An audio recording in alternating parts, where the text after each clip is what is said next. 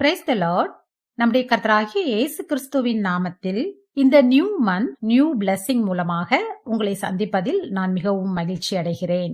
ஒவ்வொரு மாதமும் முதலாம் நாளிலே நாம் தேவனுடைய ஆசீர்வாதமான வசனங்களை பற்றி தியானித்து வருகிறோம்.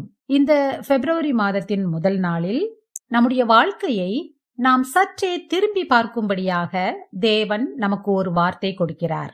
அந்த வார்த்தை உபாகமம் 8ஆம் அதிகாரம். இந்த அதிகாரம் ஒரு விசேஷமான வேத பகுதி. இந்த அதிகாரத்துல கர்த்தர் 3 காலங்களையும், அதாவது வாழ்க்கையில கடந்த காலம், நிகழ்காலம், வருங்காலம் அப்படின்னு 3 காலங்களையும் இந்த அதிகாரத்தின் 3 பகுதிகளாக பிரிச்சு சொல்லியிருக்கிறாரு. இஸ்ரவேல் மக்கள் எகிப்திலிருந்து பிரயாணம் பண்ணி வந்தபோது அவங்க பட்ட கஷ்டம், அவங்க அனுபவித்த துன்பங்கள் பற்றியும், தேவன் அவர்களை எல்லா இடத்திலேயும் காப்பாத்தி வழி நடத்தினதையும் கடந்த காலமாகவும், அவங்கள கானான் தேசத்தை காண செய்து ஆசீர்வதிச்சத நிகழ்காலமாகவும், அப்படிப்பட்ட ஆசீர்வாதத்தை பெற்ற பிறகு அவர்கள் எதிர்காலத்துல என்ன செய்யணும், அப்படி செய்யலன்னா கர்த்தர் என்ன செய்வாரு அப்படின்னு எதிர்காலத்தை பற்றியுமாக இந்த உபாகமம் 8ஆம் அதிகாரத்துல சொல்லியிருக்கிறாரு. அதே போல இந்த அதிகாரத்தை நாம நம்முடைய வாழ்க்கையோடு ஒப்பிட்டும் பார்க்க போறோம். தேவன் நம்மை ஒருபோதும் மறக்கிறவர் அல்ல. வனாந்திரத்தில் தேவன் நம்மை நடத்தினார். உபாகமம் 8:2 உன்னை இந்த 40 வருஷம் அளவும் வனாந்திரத்திலே நடத்தி வந்த எல்லா வழியையும் நினைப்பாயாக அப்படின்னு சொல்றாரு. அவர் வனாந்திரத்தில் இஸ்ரவேல் ஜனங்களை மறக்காம கைவிடாம வழி நடத்தினாரு. வனாந்திரம், பாலைவனம் என்பது நம்முடைய வாழ்க்கையில் வரும் குறைகள், கஷ்டங்கள், குழப்பம், கண்ணீர் மற்றும் காத்திருப்பை குறிக்கிறது. ஆனா தேவன் சொல்றாரு, அப்படிப்பட்ட பாலைவனமான சூழ்நிலையிலும் நான் உன்னை நடத்தினேன் அப்படின்னு சொல்றாரு. வழி தெரியாத காடுகளிலும் மலைகளிலும் வனாந்திரத்திலும் சமுத்திரத்தின் வழியாவும் தேவன் அவர்களை வழி நடத்தியது போல நம்மையும் எல்லாவிதமான கஷ்ட துன்ப வேளையிலும் அதிசயமா நம்மளை நடத்தினாரு. பாலைவனங்கிறது தேவன் இல்லாத இடம் அல்ல, அதுதான் தேவன் நம்மை வடிவமைக்கும் இடம். அதாவது நம்ம ஷேப் பண்ற காலம். பொன்னை புடமிடுவது போல நம்மை அடித்து வளைத்து அழகான பொன்னாக நம்மை வடிவமைக்கிறார். நெகேமியா 9:19 இப்படியாக சொல்கிறது, நீர் உம்முடைய மிகுந்த மன உருக்கத்தின்படியே அவர்களை வனாந்திரத்திலே கைவிடவில்லை. அவர்களை வழிநடத்த பகலிலே மேகஸ்தம்பமும் அவர்களுக்கு வெளிச்சத்தையும் அவர்கள் நடக்க வேண்டிய வழியையும் காட்ட இரவிலே அக்கினி ஸ்தம்பமும் அவர்களை விட்டு விலகவில்லை. நம்முடைய வாழ்க்கையிலும் அப்படித்தான். நமக்கு புரியாத பாதைகள் இருந்திருக்கலாம், நமக்கு விளங்காத காரியங்கள் நடந்திருக்கலாம். ஏன், எதுக்காக இப்படி நடக்குது, நமக்கு ஏன் இது நடக்குது என்று தெரியாத காலங்கள் இருந்திருக்கலாம். ஆனா அவை எல்லாவற்றிலும் மேகஸ்தம்பமும் அக்கினி ஸ்தம்பமுமாக நின்று நம்மை மறக்காம அவர் பாதுகாத்தார். நாம இன்னைக்கு உயிரோடு இருக்கிறோம்னா அதுக்கு ஒரே காரணம், தேவன் நம்மை மறக்கவில்லை. அவர் நம்மை வனாந்திரத்திலும் நடத்தினார். அதே போல அவர் நமக்கு வாக்குத்தத்தமா ஏசாயா 43:2 இப்படி சொல்றாரு, நீ தண்ணீர்களை கடக்கும் போது நான் உன்னோடு இருப்பேன், நீ ஆறுகளை கடக்கும் போது அவைகள் உன்மேல் புரளுவதில்லை, நீ அக்கினியில் நடக்கும் போது வேகாதிருப்பாய், அக்கினி ஜுவாலை உன் பேரில் பற்றாது. பாருங்க, தேவன் நம்மை மறக்க மாட்டார். இரண்டாவதாக, தேவன் நம்மை ஆசீர்வதித்து நிலைநிறுத்துகிறார். உபாகமம் 8 நம்ம தொடர்ந்து பார்த்துட்டே வந்தோம்னா, உபாகமம் 8:7 உன் தேவனாகிய கர்த்தர் உன்னை நல்ல தேசத்திலே பிரவேசிக்க பண்ணுகிறார். பாருங்க, இந்த வசனத்துல நிகழ்காலத்துல பேசுறாரு. கர்த்தர் உன்னை நல்ல தேசத்திற்குள் கொண்டு வருகிறார். உன் பாலைவனம் முடிந்தது, இப்போது ஆசீர்வாதமான காலம். உங்களுக்கு நல்ல வேலை கிடைக்கலாம், வேலையில பதவி உயர்வு கிடைக்கலாம், இல்ல பிசினஸ் நல்லா நடக்குது, ரொம்ப நாளா ஆசைப்பட்டுட்டு இருந்த வீட்டை கட்டலாம், வாழ்க்கையில ரொம்ப நாளைக்கு பிறகு உங்களுக்கு ஒரு மன அமைதி வரலாம், அல்லது ஒரு நிலையான வாழ்க்கை திறன் அமையலாம். எல்லாம் ஆசீர்வாதம். அப்போதான் கர்த்தர் உபாகமம் 8:10 சொல்றாரு, ஆகையால் நீ புசித்து திருப்தி அடைந்திருக்கையில் உன் தேவனாகிய கர்த்தர் உனக்கு கொடுத்த அந்த நல்ல தேசத்திற்காக அவரை ஸ்தோத்தரிக்க கடவாய். நீ சாப்பிட்டு திருப்தி அடைந்த பின் உன் தேவனாகிய கர்த்தரை ஸ்தோத்தரிப்பாயாக. பிரியமானவர்களே, இன்று நம்மில் பலர் பாலைவனத்தில் இல்லை. கர்த்தர் நம்மை ஆசீர்வாதமா வச்சிருக்கிறாரு. ஆனா நான் இன்னைக்கு உங்களை ஒண்ணு கேக்குறேன்.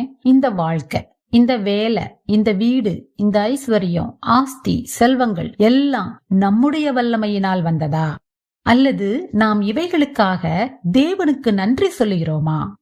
உபாகமம் 8:18 உன் தேவனாகிய கர்த்தரை நினைப்பாயாக அப்படின்னு சொல்றாரு.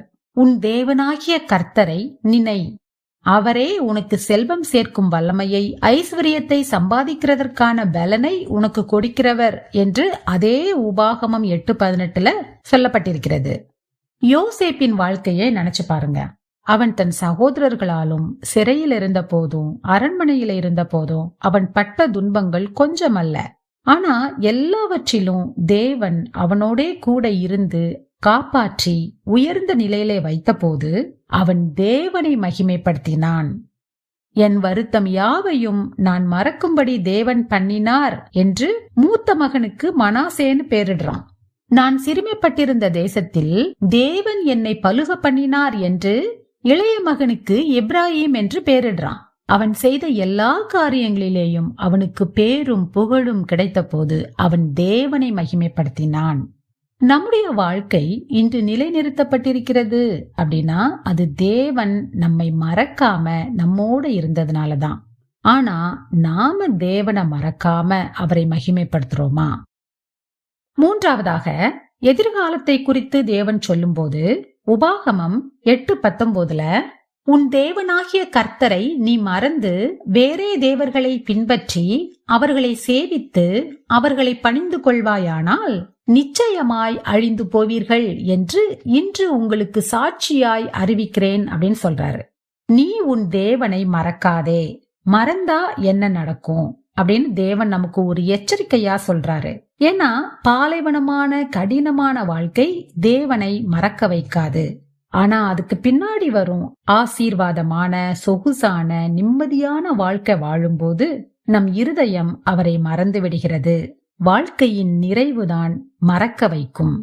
உபாகமம் 8:14 உன் இருதயம் மேட்டிமையடையாமலும், மேட்டிமையால் நாம் தேவனை மறக்கிறோம். அதற்கு பின்னாடி வரும் வசனங்களை தொடர்ந்து நம்ம வாசிப்போமானால் 17ஆம் வசனத்துல என் சாமர்த்தியமும் என் கைபலனும் இதை சம்பாதித்தது என்று சொல்லாமலும் இரு அப்படின்றாரு. நாம மேட்டிமை அடைந்து விடுகிறோம். ஓசியா 13:6 இப்படியாக சொல்கிறார், தங்களுக்கு இருந்த மேய்ச்சலினால் திருப்தியானார்கள். திருப்தியான பின்பு அவர்கள் இருதயம் மேட்டிமையாயிற்று, அதனால் என்னை மறந்தார்கள். மேட்டிமையால் தேவனை மகிமைப்படுத்த நாம் மறந்து விடுகிறோம். சவுல் ராஜாவை நினைச்சு பாருங்க. தன் வாழ்க்கைய அவர் தாழ்மையோட ஆரம்பிச்சாரு, ராஜாவானாரு. ஆனா அதற்கு பிறகு தேவனை மறந்தாரு. என்ன நடந்தது? அவருடைய ராஜ்யத்தை இழந்து போனார். அதே போல சாலமோன் ராஜாவை நினைச்சு பாருங்க. அவரை போல ஞானவான் ஒருவரும் இல்லை, அவரை போல ஆசீர்வாதமான ராஜா ஒருவனும் இல்லை. ஆனா அவன் தேவனை மறந்த போது அவனுடைய இருதயம் தேவனை விட்டு விலகியதுன்னு சொல்லப்பட்டிருக்குது. தேவனை விட்டு விலகிய போது ஆசீர்வாதமும் அங்கே குறைந்து போனது. எனக்கு அன்பானவர்களே, இது ஒரு பயமுறுத்தல் அல்ல. தேவன் இதை உங்களுக்கு ஒரு அன்பான எச்சரிக்கையா சொல்றாரு. சரி, அப்படின்னா நம்ம என்ன செய்யணும்? 2 வசனங்களை மாத்திரம் நம்ம பார்த்துட்டு முடிக்க போறோம். நீதிமொழிகள் 3:6 உன் வழிகளில் எல்லாம் அவரை நினைத்துக்கொள், அப்பொழுது அவர் உன் பாதைகளை செவ்வைப்படுத்துவார். நம் வழிகளில் எல்லாம் ஒவ்வொரு முறை கஷ்டம் வரும்போதும் சந்தோஷம் வரும்போதும் அவரை நினைக்கணும். கஷ்டம் வரும்போது அவர்கிட்ட நம்ம முறையிடுறது போல, சந்தோஷம் வரும்போதும் அவர்கிட்ட நன்றி ஏசப்பா என்று அவரை நாம் நினைப்போமாக. அதே போல யோசுவா 1ஆம் அதிகாரம் 8ஆம் வசனத்துல இந்த நியாயப்பிரமாண புஸ்தகம் உன் வாயை விட்டு பிரியாதிருப்பதாக, இதில் எழுதியிருக்கிறவைகளின் படியெல்லாம் நீ செய்ய கவனமாயிருக்கும்படி இரவும் பகலும் அதை தியானித்துக் கொண்டிருப்பாயாக அப்படின்னு கர்த்தர் சொல்றாரு. இஸ்ரவேல் மக்களை போல நம் இருதயத்தை கடினப்படுத்தாமல், தேவனை மறக்காமல், தினந்தோறும் பைபிள் வாசிச்சு தியானித்து ஜெபம் பண்ணி அவரை தினமும் நாம் மகிமைப்படுத்துவோம். மேன்மேலும் அவருடைய அன்பையும் தயவையும் கிருபைகளையும் ஆசீர்வாதங்களையும் பெற்றுக்கொள்வோமாக. நாம் ஜெபிப்போம். அன்பின் பரலோக பிதாவே, எங்களை ஒருபோதும் மறக்காத தேவனே, இந்த புதிய மாதத்திற்காக உமக்கு நன்றி செலுத்துகிறோம் அப்பா. உம்முடைய ஆசீர்வாதங்களில் நாங்கள் மனமேட்டிமையாகாதபடிக்கு எங்கள் இருதயங்களை தாழ்மையில் காத்திருளுங்க. இந்த மாதத்தில் நாங்கள் உம்மை மறக்காதவர்களாக, உம்மை நினைவு கூறும் ஜனமாக வாழ உதவி செய்யும். எங்கள் வீடுகளையும், எங்கள் வேலைகளையும், எங்கள் எதிர்காலத்தையும், எங்கள் பிள்ளைகளையும் உம்முடைய கரங்களில் ஒப்புக் கொடுக்கிறோம். இம்மட்டும் எங்களை நடத்தின தேவன் இனிமேலும் எங்களோடு தொடர்ந்து நடந்து வாரும் அப்பா. இயேசுவின் நாமத்தில் ஜெபிக்கிறோம் பிதாவே, ஆமேன். இந்த மாதத்தில் பிறந்த நாள் மற்றும் திருமண நாள் கொண்டாடுகிறவர்களும், இந்த மாதத்தில் உங்கள் மனதிற்கு நெருக்கமாயிருந்தவர்களை இழந்து போன நாளையும் காமெண்ட் செக்ஷனில் சொல்வீர்களானால், அந்த நாளில் நான் உங்களுக்காக ஜெபிக்கிறேன்.